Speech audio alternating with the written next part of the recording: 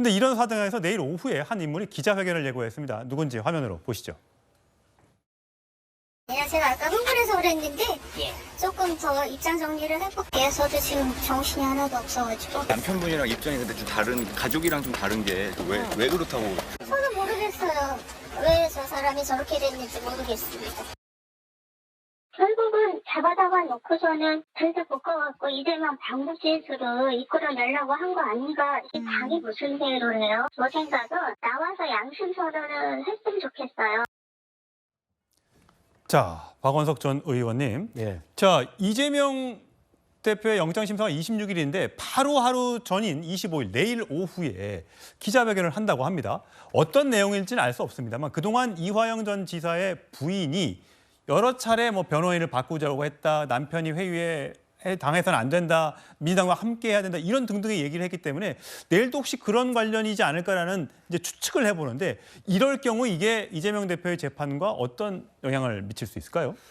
그러니까 지금 이재명 대표 영장실질심사와 관련해서 검찰은 증거인멸에 우려가 있다는 것을 입증하기 위해서 여러 가지 지금 준비를 하고 있는 것 같은데 그중 하나가 이 쌍방울 대북 송금 사건과 관련해서 이재명 대표가 이 주변 측근을 통해 가지고 이화영 부지사의 진술 변경이나 재판 지연에 관여하려고 했다, 개입하려고 기도했다라는 의심을 하고 있는 것 같아요. 그래서 그 정황을 뒷받침할 수 있는 여러 가지 주장을 할 것 같은데 그에 대한 선제적인 반박 성격의 기자회견을 하지 않을까 예상이 됩니다.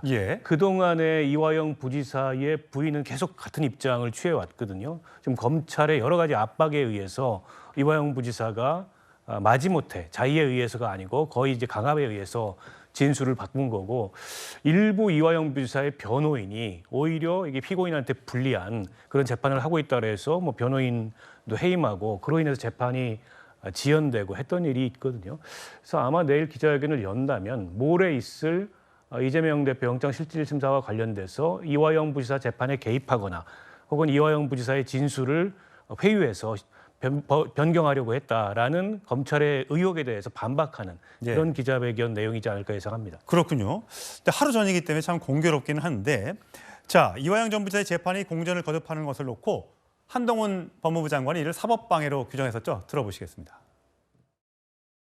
보스에게 불리한 법정 진술하는 걸 막으려고 부하 입막으려는 것은 마피아 영화에서나 나오는 극단적인 증거인멸 시도이고 사법방해입니다. 그래서 이런 게 통하면 나라도 아니죠. 그런 것이 통하지 않을 겁니다. 갖가지 사법방해 행위들의 최대 수혜자는 이재명 의원이었습니다. 이재명 의원 범죄 혐의들은 동일한 범행과 동일한 사법방해 행태가 반복되고 있습니다.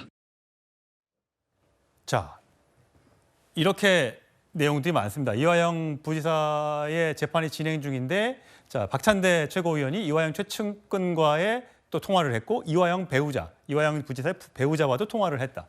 이 배우자는 탄원서를 내고 또 법정에서 부부싸움을 하기도 했고요. 또 변호사를 사임하고 이런 것들이 굉장히 오랫동안 되면서 재판이 굉장히 오랫동안 공전을 하고 있는 그런 상태인데 자, 윤기찬 부위원장 보시기에는 이런 일련의 과정들이 이재명 대표의 재판과는 어떤 연관을 가질 수 있고 어떤 영향을 미칠 수 있다고 보십니까?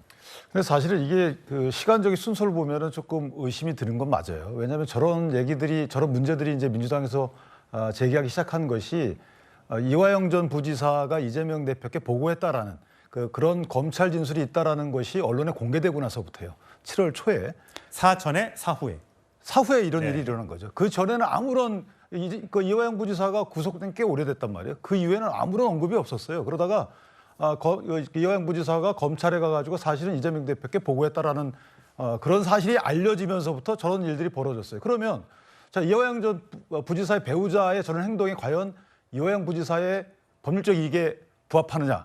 반해요. 부합하지 않습니다. 왜냐하면 이화영 부지사의 경우에는 어쨌든 책임을 지게 돼 있어요. 이 800만 불 대북 송금에 대해서. 그런데 이것이 본인이 독단적으로 했다라고 좀 이재명 지사도 얘기하는 거잖아요. 나 몰래 했다. 알았으면 내가 해임할 것이다. 그러면 모든 양형의 책임도 본인이 부담해야 되거든요. 나 시키는 대로 했다라는 거 하고 내 직위에 살 일을 했다라는 거 하고 내가 독단적으로 했다라는 거 차이가 엄청 크죠. 그러면 저 부인께서 왜 저런 얘기를 하는지 저는 일단 이해를 못 하겠고 두 번째는 그 박찬대 의원이 만약에 통화를 했으면 통화했다고 얘기를 하셨어야 돼요. 근데 처음에 부인했잖아요. 그러니까 거짓말을 왜 합니까? 뭔가 숨기고 싶었던 거죠. 그러면 박찬대 의원이 만약에 누군가 본인한테 어떤 얘기를 해가지고 이걸 그대로 이재명 대표를 위해서가 아니고 일반적인 행동을 취했다 그러면 그대로 얘기하면 되는 거예요. 또 하나 변호사들의 행태도 말이 좀 안 돼요. 그 변호사들도 전부 다 사실은 이재명 대표와 연관 지을 수 있는 변호사님들이에요. 그렇다면 그분들이 와서 저도 변호사지만 변호사가 법정에서 취할 수 있는 행동 등이 아니었어요. 그런데도 불구하고 저런 행동을 하죠. 그러니까 저런 모든 행동들이 이화영 부지사의 법률적 이익, 재판상의 이익을 위해서 행해졌다고 보기는 어렵다. 그렇다면 저런 만약에 저 부인분이 얘기하거나 민주당에서 얘기하는 부분들대로 됐다면 누가 가장 큰 이익을 봤을까요? 이재명 대표예요. 이재명 대표가 연관되지 않았다는 그런 요지잖아요. 그렇다면 이게 그 이재명 대표 주변에서 일어났던 일이고 이런 행태들이 이재명 대표의 영장 실질 심사에서 증거인멸의 우려로 작용할 것이다. 이렇게 예, 김 의장님. 근데 이거는 저희가 맥락을 보면 이게 지금 이재명 대표가 유력한 대선 후보였고 야당 대표 아니었으면 이렇게 표적 수사할 수 있습니까? 이거는 제가 봤을 때는 표적 수사라고 국민들이 다 생각하실 거예요. 정적주기용 표적 수사. 다만 이게 조작 수사냐의 여부는 재판을 통해서 확인되겠죠. 대부분이 물증 말고는 전부 다 이제 진술, 그것도 바뀐 진술, 그것도 궁박한 피고인의 이치에 있는 김성태라든지 뭐 정바울의 그 시행사 대표가 또 전원으로 들은 얘기 이런 거를 근거로 해서 이걸 지금 영장 신청을 지금 하고 있는 그런 상황인데 이 건과 관련해서도 그렇습니다. 그 이화영 그 부인 같은 경우에는 가장 많이 10개월 동안 구속 수감되어 있는 이화영 전 부지사를 만난 사람이에요. 그 입장을 누구보다 잘 알고 있는데 갑자기 6월 달에 진술을 번복했다는 걸 확인하게 됩니다.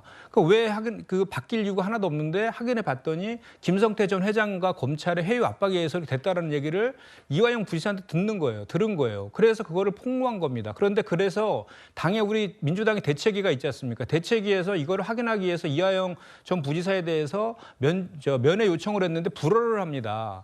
그런데 이제 박찬대 최고 같은 경우에는 그 대책위원장이에요. 대책위원장이 그 이화영 전 지사의 대신해서 지역위원회 직무대행을 맡고 있는 이우일 씨 등하고 그 부인하고 통화한 것 자체가 어떻게 이게 저는 사법 방해에 해당되는지 그런 증거 인멸을 하려고 하는 그런 논리로 접근하는 것인지 오히려 검찰에서 그동안에 정말 이거 표적 수사를 통해서 검찰이 얼마나 이거를 집중적으로 이렇게 수사를 해왔습니까? 그 과정 속에서 이화영 전 부지사의 변호인까지 압수수색하고 소환 조사까지 했잖아요. 그런 거에 대해서 이제 대한변협에서 기자회견까지 냈습니다. 이게 그 피고인의 그 답변이라든지 그 대응하는 그런 서류 같은 거를 다 가면서 수사를 하는 이것이 오히려 더 검찰권의 남용 아니겠습니까? 보통 최 변호사님 위세 손 들었어요. 하나만 하나 더. 바로 잡아야 되는 게 이게 표적 수사가 아니고요. 이 수사가 시작된 거는 2021년도에 FIU라고 있어요. 금융정보분석원. 거기에 쌍방울에 수상한 자금의 흐름이 잡힙니다. 그 자금을 추적하다 보니까 이게 나온 거예요. 그러니까 이게 만약에 표적 수사라 그러면 조작 수사라 그러면 검찰이 그런 흐름 없이도 인지수사를 했어야 되는 건데 그런 흐름 잡혀가지고 수사 안 하면 직무유기 아니겠어요? 그러니까 FIU에서 범죄 혐의가 있다고 통보된 사건을 수사 안 합니까? 근데 쌍방울 거쳐서 여기까지 흘러온 거지 이게 그냥 뭐 아무런 단서 없이 그냥 수사한 게 아니거든요. 그런데 글쎄요, 조작 수사다. 그럼 저는 개인적으로 왜 저렇게 복잡하게 대응하느냐 이거죠. 복잡하게 대응할 이유가 있나요? 그러니까 법정에서 진실만을 말해서 그 진실에 대해서 법원의 판단을 받으면 되는 것이지. 그리고 저분 말씀 개입하는 거 보면 시점이 항상 공교로워요. 지금도 영장 실질 심사 전에 그런 거 하겠다는 그렇죠. 거잖아요. 네. 출석 전에 하고 그다음에 법원에 국회에서 표결하기 전에 어떤 액션이 있고 이런 식의 뭔가 공교로운 이런 시점들이 일치하는 것이 과연 국민적 시각에서 볼 때 이걸 옳게 보냐 이거죠. 예. 그러니까 제가 말씀드린 것은 그러니까 혐의가 있으면 수사할 수 있어요. 있는데 수사 기간이라는 게 특수부 수사는 보통 2개월 안에 종료한다라고 홍준표 검사 출신 그 국민의힘의 대구시장께서도 지적하고 있잖아요. 언제까지 임기 끝날 때까지 야당 대표 수사만 할 거냐라고 지적하고 있지 않습니까? 그거를 제가 지적을 드린 거고 1년 6개월 이상 수사하고 있는 거예요. 그래서 하다가 안 나오면 무혐의 종결 처리해야 되는데 그러지 않고 계속해서 나올 때까지 수사를 하는 그 지점에 대해서 얘기한 거고 조작 수사냐의 여부에 대해서는 제가 단정하지 않았고요. 그거는 당연히 헌법상에 있는 불구속 기소의 원칙에 의해서 재판에 다투면 되는데 계속해서 인신구속을 하려고 하는 그 의도 속에는 수사니 정치적인 의도가 분명히 있다라는 지적을 저희가 하고 있는 거예요. 예, 참 이재명 대표 지금 여러 가지 혐의로 지금 재판을 많이 받게 되고 있는데 자, 과연 이번에 영장 심사는 어떤 결론이 날지 지켜보도록 하겠습니다.